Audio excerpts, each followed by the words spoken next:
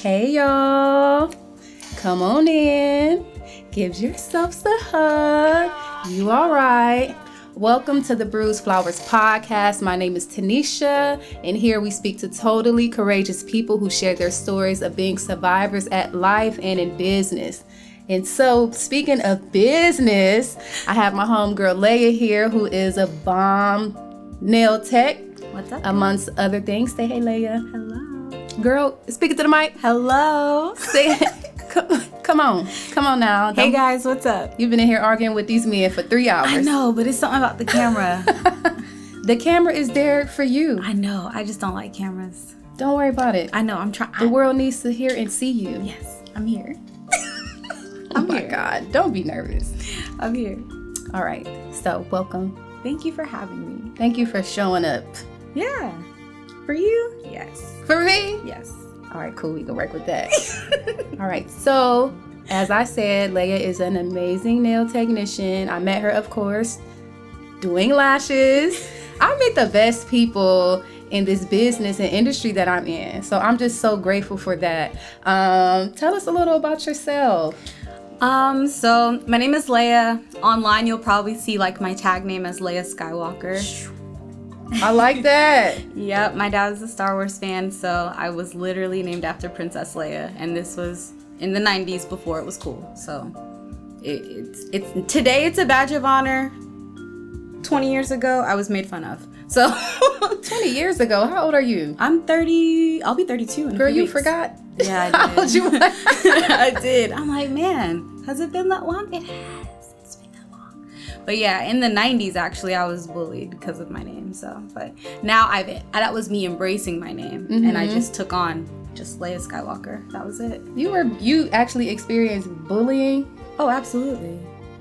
Like, I can't relate to that. I never been bullied. So Really? no, I was always the one who helped people who were being bullied. I hope you would have been on my side. You would have been my friend. I make everybody my friend. Really? Yeah, especially people who are defenseless or who experience bullying. Like, I don't like that shit. So, no, excuse my language, but don't be a bully. Yeah. It's not nice. That's why I didn't like living in Virginia. Earlier, we were talking about other places where I've like lived, and Virginia was the beginning of me being bullied. It was actually the beginning and the end, because afterwards Did you grow up in Virginia? No.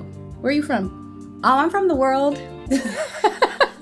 I'm a military kid. Well, I was a military kid. My dad was in the Marines, so I grew up literally on base. Like, my dad is from Mississippi. My mom is from California. And they got married. My mom had already had my older brother. They got married, and then they had me. And then they had my sister, and then they divorced, and they both have since remarried. So I grew up everywhere. I moved every couple of years. I've lived up and down the East Coast, in the South. I spent majority of my summers in Mississippi with my grandma and my cousins and everybody from Okolona. So Okolona, Mississippi, you know. Hey y'all. Hey mama. But yeah, it's from a very small town, very like country, humble beginnings. Like my dad and my bonus mom actually are like very Southern, strict Southern Baptist Christians. Yeah, that Blue was strip Southern Baptist Christians in Mississippi. Yeah. How was that growing up? Out of all of my dad's brothers, he's the strictest one. Lucky me. Because I always wanted to be like my cousins. They could have a lot more freedom. But my dad he's always been very stern, very strict. I mean, he was a drill instructor for years, you know, and he's not anymore. He's since retired. Very proud of him. Proud of my bonus mom for sticking by his side, you know, being his helpmate. My dad, he's an amazing man. He's always been my biggest role model. Always. So yeah. So you wanted to be more like your cousin. So were you restricted with like everything? Oh yeah, with up? everything. With everything. Give us an example. That's probably why I'm in the beauty industry now, is because of like, you know, nail polish and makeup and lipstick, you know. Like before my bonus mom, I was more of a tomboy because I had an older brother. So I was into everything he was into. I wanted to do what he wanted to do. I wanted to climb trees. I watched comics. I read comics. My dad's very wholesome, so we weren't allowed to listen to secular music and like things like that. I remember secular music. Give us a song that's secular. Let's see. Throat Baby. Throat Baby. No, you can't listen to that. I'm just saying the equivalent of today, like even in the South, there's how we go? How the song go? Girl, you can't sing that. How? I sing it. Tell me what to say. I ain't scared. No. Here's one better for you. So when I was a kid, one of my Christmas gifts was a Walkman cassette tape, player, and I wanted a Walkman so bad for Christmas. I got a Walkman, but I had to be really good to keep getting batteries from my dad. If I didn't do my chores or anything like that, he wasn't giving me no batteries. And the first cassette I wanted was literally Whitney Houston's The Preacher's Wife soundtrack.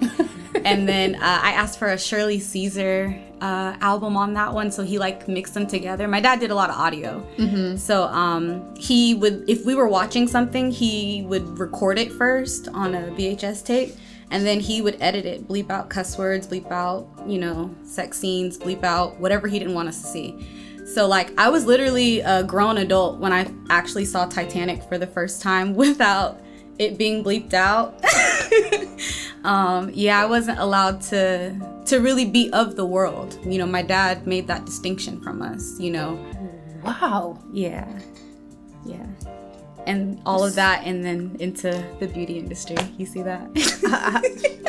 Oh, well, my mind is just blown right now. Yeah, most people don't expect that. That is that type of parenting, he really, I know we can put little, what is the word? We can manage our children's, social medias or what they're watching and what we can play around them, like the music, but to actually go to that extent to pre-record everything and then edit it out. Yeah. That's intense. Mm-hmm. What? Ooh. Mm-hmm. Ooh. A lot of our, when we did have cable, they were always locked. The channels were locked. He had passwords on BET, MTV, and stuff like that. Mm-hmm. But well, you should have had passwords on BET, because when my mama wasn't home, we was watching BET Uncut. All the bad videos, Nelly swiping credit cards. I love that. The Box. Oh, I was about to say, do you remember The Box? But you couldn't listen to The Box. So even though we weren't allowed to, we did end up getting access to things that we weren't supposed to have access to. We still found ways around it. And I will say that kids will find a way. If they want to get into it, they're going to find a way. But I will say they did an excellent job at preventing us, because you had to be just as sneaky, We ended up getting the codes to a lot of the channels, but it was on accident. So what was one bad thing that you did that you were not allowed to do your dad not gonna listen to this, right? I don't know. Well, hopefully he doesn't, but tell us something juicy that you did that you would have got a whooping for or something. Oh man. Okay, we loved music. As kids, we always loved music. And TRL 106 in Park, when we finally got the passwords to that channel, it was by accident. As a military kid, you're giving an ID when you turn 10, and on that ID is the last of his social, and we realized that was the code.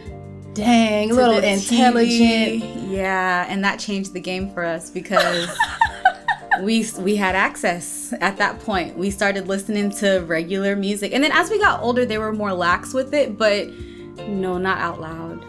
So you just said an amazing word, and I'm gonna ask you, what does having access feel like to you? Having access, it feels like having the freedom to make my own choice, because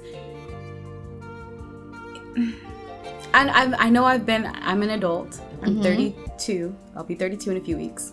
There are still things even to this day that I'm still learning, and things that I feel like I should have learned when I was younger, but I did not have access to that information, to that knowledge, because it was kept from me, or it was kept from me for a purpose, because, they felt like we weren't ready for it, or this, that, and the other. So having access to information, that's I just want the knowledge. I just want the knowledge. When I parent my child now, I do a lot of what my dad did, but I give her way more access than what I had. And but I do it in a guided way where I'm teaching her, where I'm showing her. Yes, you might have this device where you have the entire world in your hands, but let me show you how you can use this as a tool. You know, it's guided. So it's not necessarily like I restrict things from her, but the things that she does have, it's guided, you know. Leia, you're already cool. Like, just for me knowing that you've been restricted your whole life, like, wow, let me see what I can ask you. Well, it was until I turned 15. So when I turned like 14, 15, I moved from Virginia to California, and I went to go live with my mom. So that was my first time really living with my mom. When I was, what was I? I was on the second half of my freshman year of high school. So I started going to school. I went to school at Sarah High School. That was like really, I want to say that's my real first public school, to be honest with you. Like, even though I went to a technical public school in Virginia, it was still very militarized. Like, all the military kids went to that school, you know? In Cali, that school had, it did have military kids, but it had a lot of just regular kids there too. Civilian kids. Yes. Civilians. Call them regular kids. Them just regular kids. Regular kids. I'm sorry. They're civilian children. Yeah, so the civilian kids went there. And I feel like that's really where I started to see the world. But I also was viewing it from a sheltered lens at that age. Tell me how you started to see the world, like, with access. Oh, man. Okay, so I had to walk to school. And I had to walk, 3 miles to school? 3 miles? Yes. That's far. I know. But it was also quite freeing because I've always ridden the bus. And it was always, I literally would leave my house, go outside to my driveway, get picked up, go to school, leave school, get picked up, go back home. I never really saw the world outside of church, outside of, we would go shopping, we did stuff, but this was my first time interacting with people who chose not the military life. And I know it sounds crazy because yes, I did spend my summers in Mississippi, but my cousins live in the country. It's all family. So even still out there, I wasn't really around people who weren't my family. So I was always with my family. It's just, we're in the country, you know. So what did you do in the country with your, what kind of country? Because I know my granddad, we visit him, it's red dirt. And people used to eat the dirt, the red dirt. Do you know anything about that? I've heard of that before, but yes, it's a dirt road. It was a dirt road to get in. It's not anymore, but it was the road that I learned how to drive on. We were allowed to ride, four-wheelers, and we rode horses. Did your family have a lot of land? Oh yes, paint the scene for us. I want to be with your family there. So it's when you come up on the road, it's called Gates Drive. It's a tiny little road. I don't know if GPS can now pick up on it, but back then, no. Your family got a lot of land. Yeah. What's your fondest memory on all them acres? Riding four-wheelers, 4th of July, shooting off fireworks with my cousins. Rolling in the dirt. We used to wrestle a lot. We always wrestled. I was a tomboy. So. Were there any neighbors around that got to come over? So y'all was like a cult. Strictly family. Everyone's family. Everybody's kin. My family knows people there, but I don't know them. That's what I'm saying. I only know my family. Well, that sucks. Well, no, it's a lot of us. How many? It's a lot. We still have family reunions every year, and I be meeting cousins. Y'all still have family reunions? Yes. We have Granny's dinner. That's my dad's grandmother. She raised some Granny's dinners every year in March. So, yeah. That's our so family cool. Reunion. Y'all still have family traditions. Yeah, we do. I can't tell you the last time my family had a family reunion and everybody came. Really? I keep hearing that, and that just makes me so sad because I feel like the Black community is known for their family reunions. Other cultures, other races of people, they always say that, oh, you guys always have family reunions, but I feel like that really stems from slave culture. That's us getting together once a year to know who your family is. You know, you don't know who they are until you meet them, you know? Do you really want to know who they are? Oh, yes, absolutely. For like all sorts of purposes. Because when I meet people from Mississippi, I always have to find out, are we kin to them or not? Because sometimes, you know, they want to talk to me, you know. You had a cousin try to holler at you? Yes. Oh, my God. Yes, my sister too. Yes. Yes. That happens, you know, and people don't talk about that in the Black community, but yes. So how do you keep those traditions going now with your own small family? So we basically we use social media. We have an online private Facebook group for just like my dad's family, just those descendants. And that's how we keep in contact with each other now. I feel like we're a lot more in contact with outside family members now because of social media. So, but yeah. You know what, Leya, you say words very specifically and intentionally, like access. And now you said those descendants. Yes. Like, that's powerful. Yes, because we are descendants. We are ancestors, wildest dreams. The dreams that they weren't allowed to try to do. And I grew up knowing where I come from. That's different. I always say the further away from the South, like a Black person is, the further away they are from their roots. But do you really feel like you know who you are because you were so restricted, meaning the access that you had growing up or that you didn't have growing up? So that's actually a part of me reclaiming and redefining who I am today. Who are you? I'm in that area of where I'm figuring that out too right now. It's a lot. There's a lot of unlearning I'm doing. And there's some relearning that I'm doing. Oh, tell us about the unlearning. Come on, it's getting spicy. So the unlearning is probably like, I grew up in a very religious household. So I've kind of studied the Bible more dogmatically as in opposition to I'm going to stop you right there. I'm sorry to cut you off. Dogmatically. Please explain to our listeners what that means before we move on. Thanks. So dogmatically, I'm looking at religion objectively. Mm-hmm. I'm looking at it in terms of the cultural aspect. Where was it written? Who was it written by? What is the audience for? Who was this intended for? What was the purpose behind this book? When people love to quote scriptures and half scriptures at that and misquote scriptures, but they don't understand the context in which something was written down. To write something down in that time, first of all, was a lot of money, and everyone could not read back then. Mm-hmm. So if someone's writing something down, it's important. They want you to know this. They want you to remember it. So when you are studying these ancient books, these ancient texts, it's written for a reason, and it has a purpose. You have to find that purpose. And so what I like to do is I like to study these specific texts, like I said, from a dogmatic view. Nothing is inherently bad. Nothing is inherently good. I'm looking at it from an objective that's just neutral. So, yeah. You got a cell phone ringing? Sorry. It's okay. But yeah, that's what I started doing, just studying other texts, other ancient texts that actually support, biblical texts. And that really has channeled me into a different person that I feel like a little bit different from my childhood. I was always told who I was. And now that I'm an adult and I have my child and I'm living, raising her, I'm relearning. I'm relearning things that, I want to unlearn. Generational curses, toxic behaviors, things like that. Just being more aware of how that influences someone else's development. Again, I was always told who I was.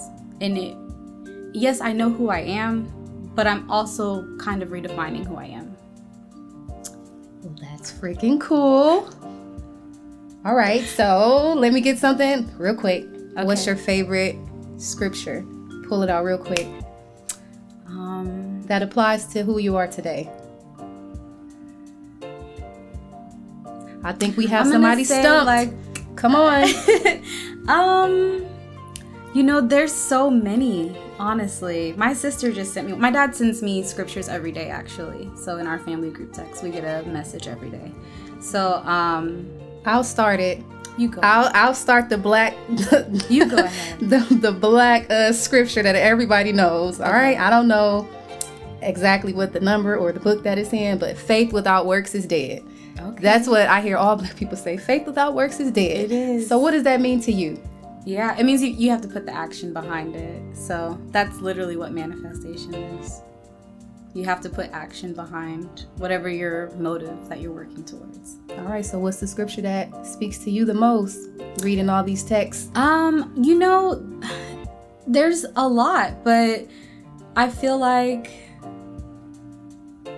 probably Isaiah, Jeremiah. For I know the plans that I have for you. God knows the plans that he has for you. When you were made in your mother's womb, you were already predestined for so many things to be accomplished. You were predestined for whatever it is, and it's up to you to find that purpose. And you won't be complete until you actually complete the mission. You have to complete the mission. And it's not about, as my dad says, like Paul from Acts, it's not about just getting through the race. It's about you gotta finish the race. That's the bar too. That's the whole bar. You gotta finish it. You got to finish the race. No matter what. Oh yeah. So what if you feel like you're going down a path that is not serving you? Do you still finish that race, or do you veer off into something else? Oh, you won't be able to finish, because if it's not serving you, it's not going to work. But you got to finish the race.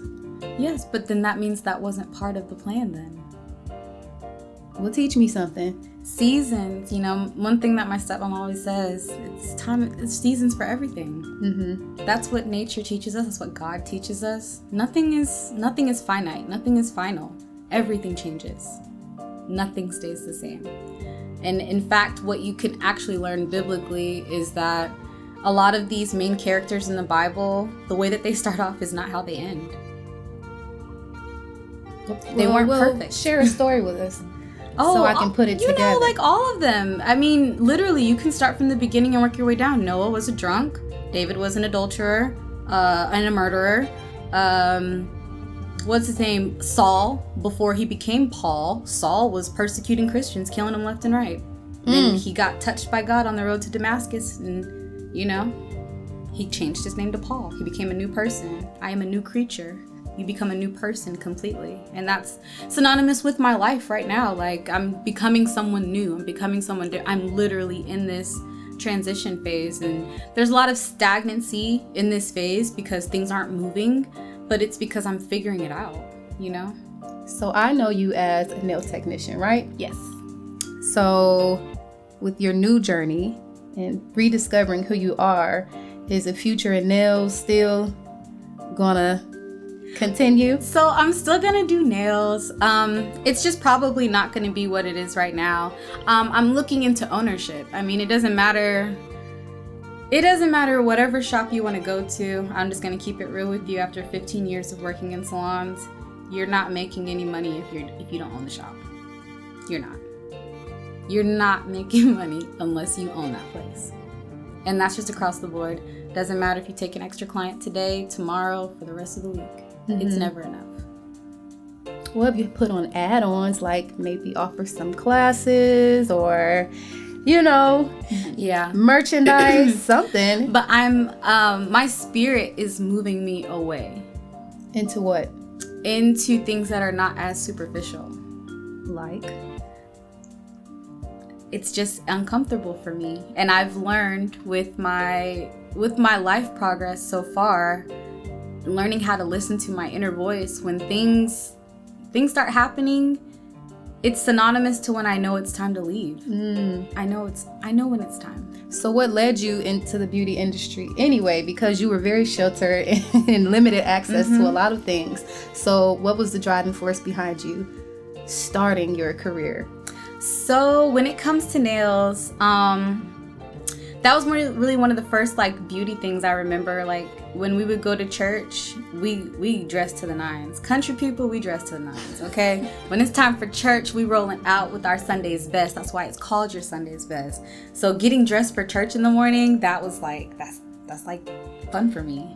I'm getting my hair curled. I get to wear lip gloss. I get to wear jewelry today. Like my dad would always put jewelry on us and our rings. We were allowed to wear all of our fancy stuff. for church. We always wore our best, and I loved it. I loved getting dressed.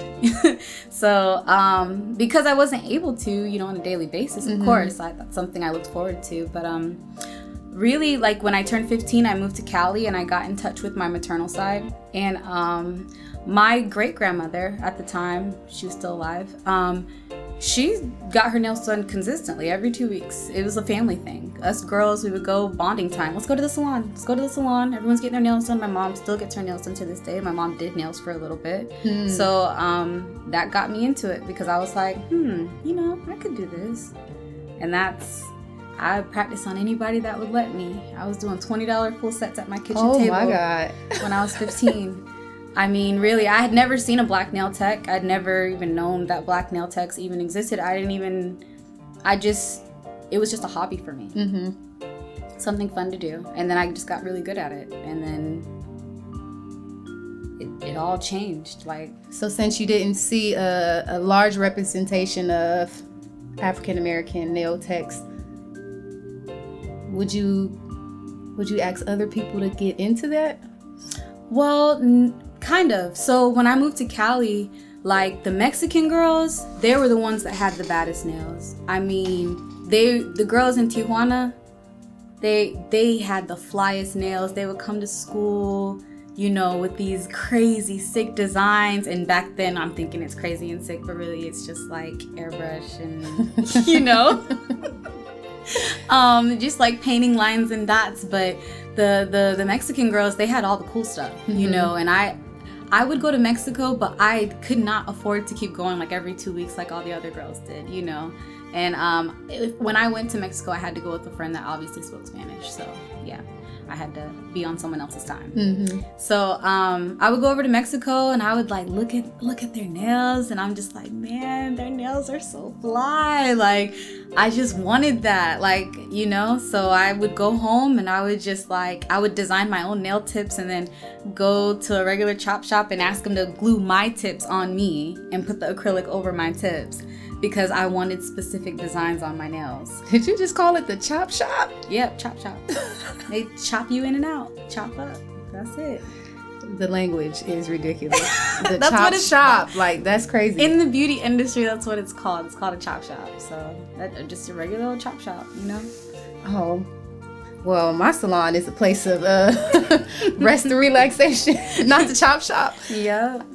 So your dad was in the military. You traveled a lot with him? Did you go to different countries? Yes.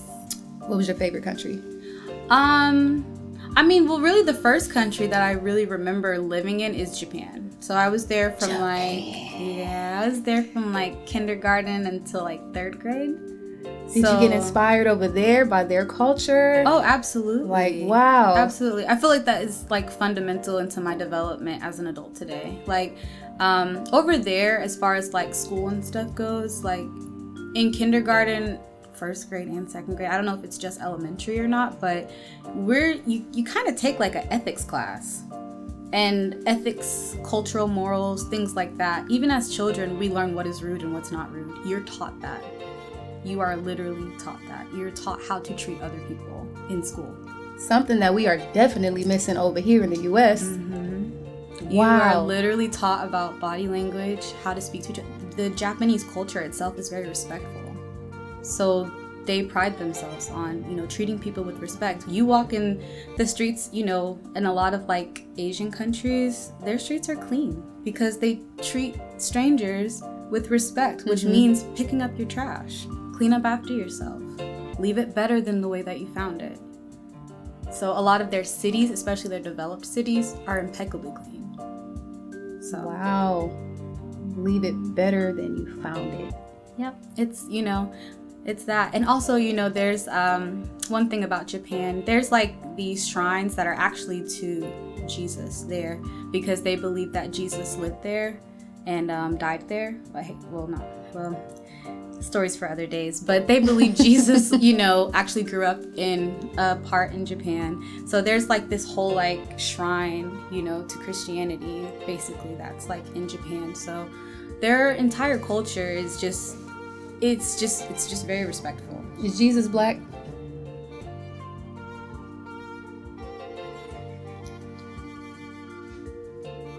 I was just asking. I want to know. I believe he was melanated.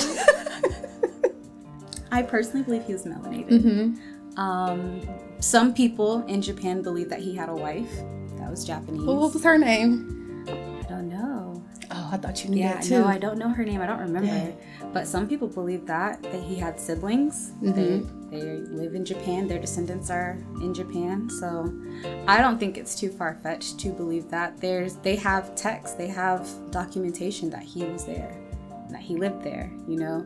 When you look at the Bible, there's like 20 some odd years missing of his life from the time of his birth until when he's 33, when he begins his mission, when he begins his purpose. What happened in between all that time? You know what I just thought about when you said that? You know how when girls get pregnant and then they just disappear, where they used to disappear until they had the baby? Maybe that's where Jesus went. Maybe. Maybe. Don't think I'm just being silly, but that just popped in my head. Like, Jesus had got pregnant and he got somebody pregnant and had to clear it for a little bit. Listen, I mean, there's text, so it's possible.